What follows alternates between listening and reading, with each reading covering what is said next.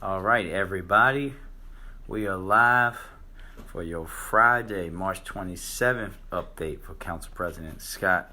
We are giving everybody a moment to get on, and then we will begin in a few minutes. So thank you, everybody, for getting on.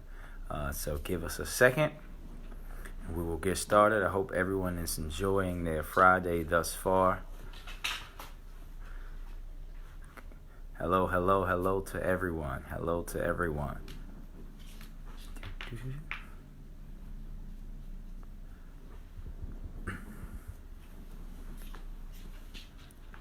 We are still giving folks some time to get on. Thank you, everyone, for joining us.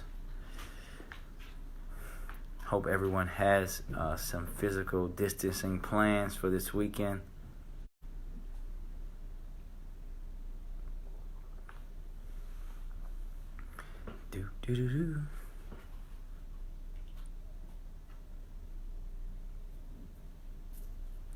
All right, we are going to get started now, everyone. Thank you for joining us for this daily live COVID update from Council President Scott. Today is March 27th, Friday. Good afternoon. Good afternoon to everyone again. We want to give you the latest of what's going on, but we want to start out by saying thank you to the over 3,000 participants we had in our telephone town hall about COVID last night with myself and former Health Commissioner Dr. Josh Sharfstein. We were able to get a lot of information out there to the general public here in Baltimore. He gave us some great insight, and just want to do a quick recap of some of that stuff right now. One person who contracts COVID has the ability to spread it to between 2 and 3 people. The coronavirus rate also has a death rate that is 10 times higher than a normal flu. So when you hear us talk about the need for staying separate and keeping that physical distancing, which we like is a term that we like better, the professionals like better than social distancing, this is why it's absolutely necessary for us all to do that. So Dr. Sharfstein also recommends changing your clothes when you come home from work, and you should take a shower and wash your clothes regularly. If you are sick, as we've been saying, do not go to work. So we want to remind everyone of that. Also, we get this question a lot. There are many people that keep asking us if there are medicines known to confirm to work. Unfortunately, studies are underway, but as of right now, there is nothing, and we know hopeful things that things are going to be coming in the future months. Also, personal protective equipment is one of the most important ways to ensure that our healthcare workers stay safe, and that's why we're pushing for them to have it. If you missed our call last night or did not get your question answered, you can always direct message us or send us an email at councilpresident@baltimorecity.gov, and we will be this weekend. Stay tuned. We will be re-airing live on our social media feeds the entire town hall for everyone to hear. So just give you guys an update with the numbers. As of today, there are 88 cases in Baltimore City. We now know that 3 of our first responders have contracted it, with 2 fire workers, fire EMT workers from the Baltimore City Fire Department, and a police officer who are all are in quarantine, or and one of the fire people are in the hospital. And we just hope and pray that they're able to make a full recovery. So I ask that you join us in wishing them a full recovery for not just them, but everybody who's contracted COVID, not just here in Baltimore, but around our state and around the world. Just another quick recap, basically everything is closed except for essential businesses. So unless you're going to the grocery store or the pharmacy, you cannot, those businesses will not be open. If you see a business open that you believe is not supposed to be open, please call it into the police by simply calling it into 311. Again, utilities companies will not be shutting off. No tenants will be evicted. No late fees on utilities as well. And no gatherings of 10 or more prohibited. That includes doing them at home for everyone who wants to continuously have these parties and things at their house. Stop doing it. Be responsible. Help us to stop the spread of COVID throughout the city of Baltimore. Next, we want to remind everyone about our COVID resource map. So all of the things that we talk about consistently with you guys around food services that are available for seniors, for our students from rec and parks, all of these things, all of it is there. Healthcare clinics that are available for people who do not have a primary care physician, all of that, special shopping things for our seniors and people who are more at risk to attract COVID. All of that stuff can be found at bit.ly/Be More COVID Map. That's bit.ly/Be More COVID Map. Or you can go to our social media page and you'll get an updated list of that. We also know that beginning this Monday, March 30th, through April 24th, the city will continue to provide the meals for our children. The school system is going to be leading it with the rec and parks, and we're going to have that at our sites across the city. We're going to be sure to continuously give you guys that information. I'm going to take a second to read the school sites off in addition to the rec sites that we consistently tell you guys about. So they'll be at City Neighbors Hamilton, Mary G. Fleming, Holabird Elementary Middle, Lakeland Elementary Middle, Pimlico Elementary Middle, Gwynns Falls Elementary, Franklin Square, Sandtown Winchester, Dorothy Height Elementary, Alexander Hamilton Elementary, Cherry Hill Elementary Middle, Yorkwood, John Ruah Elementary Middle, Arlington Elementary, Beechfield Elementary Middle, and Sinclair Lane Elementary, in addition to Dunbar High School. So you can also find all of these resources and link. This stuff is always available at BaltimoreCityCouncil.com, and click COVID-19 so that you can see that information directly. So now I want to begin taking questions from anyone that has them. So if you have questions, please be sure to let us know what they are, and we will get to them as soon as we can. We have some in already. Someone says that they're concerned for the people in need for emergency food services, such as their self, until we can receive financial assistance. This is why the information that we just spoke about is so true. We want to make sure that everyone knows where these food sites are so that they can get that information consistently. We know we provide to you guys consistently the resources for the seniors and other folks as well. We're going to continue to do that. We want to make sure that people are getting that information. So be sure to look again. All the food information is on our site, and we're going to continue to be sure to spread that information. I also wanted to show to tell everyone about if you lost your job due to employment due to COVID-19. We want you can apply for unemployment assurance by calling this number. So make sure everyone writes this number down, and everyone make sure that we're getting this information out to people. That is 410-949-0022, 410-949-0022. That's how you get the information about applying for unemployment insurance if you lost it because of COVID-19. If you want to speak to someone about a job, how you can get a job, you can also still call the Office of Employment Development by calling 410-396-3009, 410-396-3009. Also, if you need help getting food and cash assistance, visit this website, and that's dhs.maryland.gov, dhs.maryland.gov, and click the food and cash icon. So someone asked, are the food distribution sites for families, just for families with children? If you go to one of the recreation and park sites, they will give you food as well. We're trying not to turn anyone away, so please make sure that you're going out to those sites.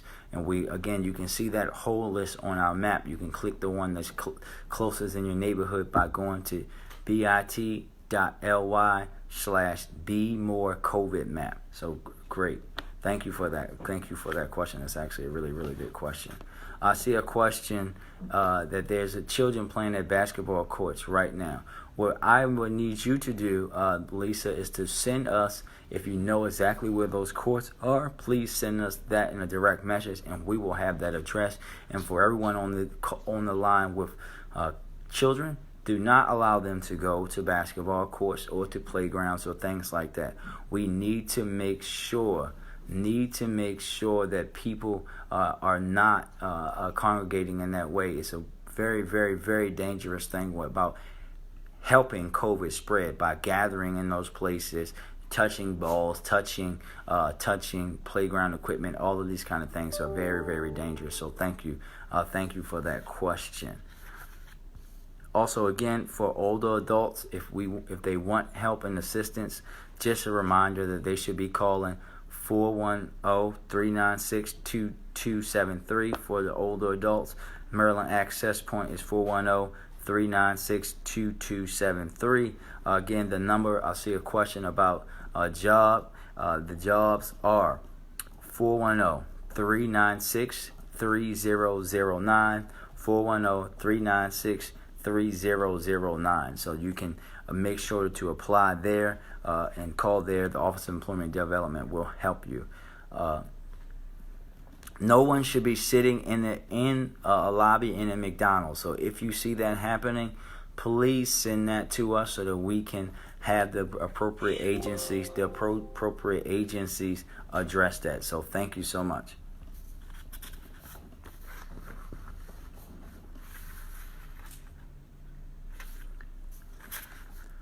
So there are many volunteer opportunities in the community. Oh, Shelly, what's up?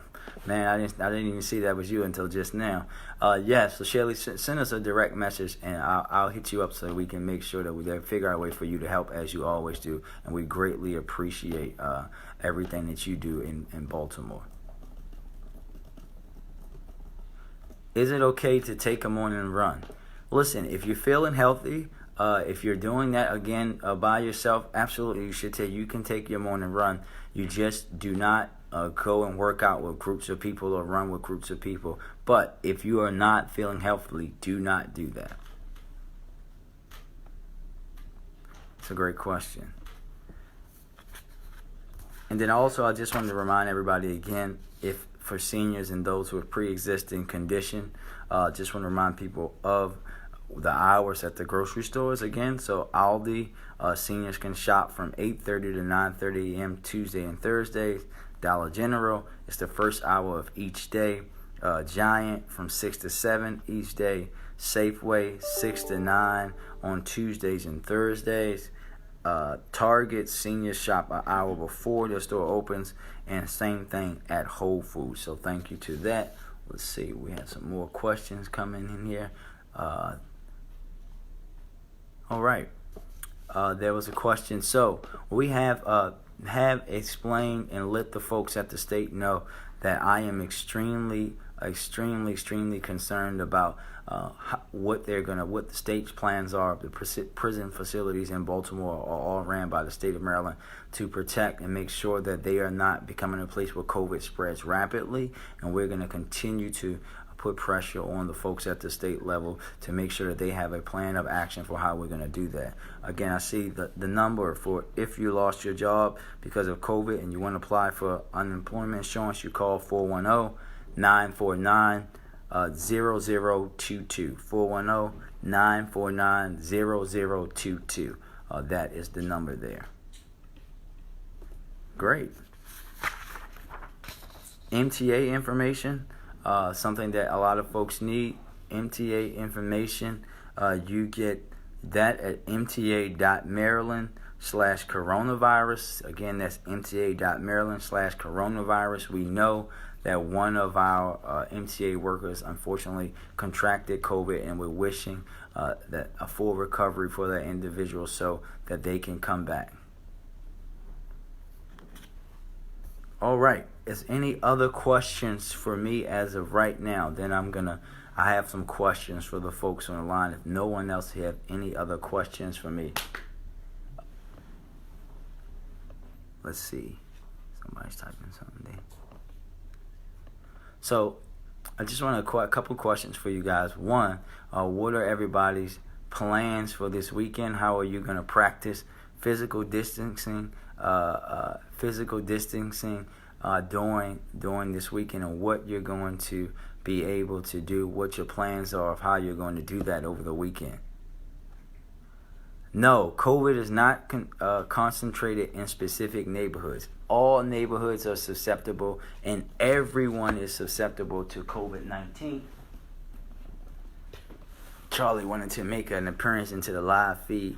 No, everyone is susceptible to COVID-19, and is not just limited to any particular neighborhood. So remember, anybody can contract COVID. This is why we're asking everybody to practice physical distancing and be separate, especially when you can put people at risk, seniors, those who have pre-existing conditions. We want everybody to do that. I see folks are having virtual happy hours.